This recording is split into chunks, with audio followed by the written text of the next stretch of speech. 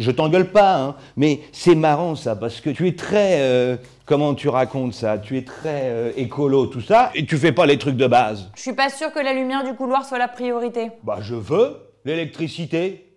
Elle est à 90% décarbonée en France. Bah c'est pas une raison pour pas éteindre la lumière.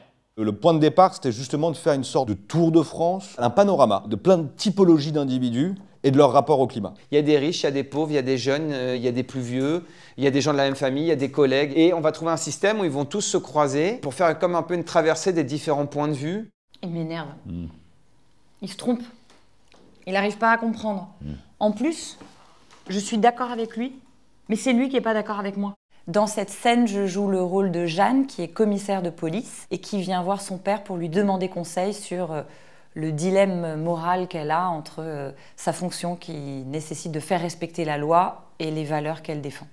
La voisine du haut nous a donné tout un tas de carottes. Hein. Elle nous en a refourgué toute une pelletée. On sait plus quelle recette faire pour varier.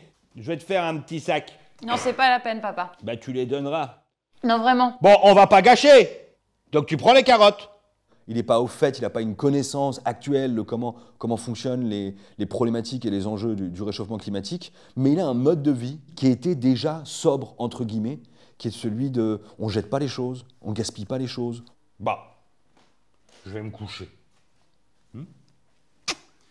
Écoute ton cœur, ma fille. Hein. Ce qui m'intéresse dans cette scène, c'est qu'on sente de l'amour entre eux, du respect, du dialogue. Je pense que dans cette pièce-là, il y a plein de gens qui reconnaîtront plein de situations qu'ils ont vécues dans leur vie. Ce qui nous intéressait, c'était de confronter les points de vue et de surtout pas être moraliste. Parfait. Bon, bah écoute, faisons ça.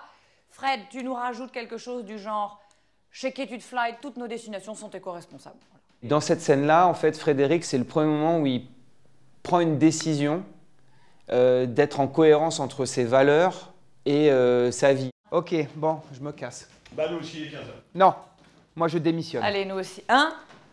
Il ressent de l'éco-anxiété, donc ça c'est sa faille, c'est ce qu'il essaie de surmonter dans l'histoire.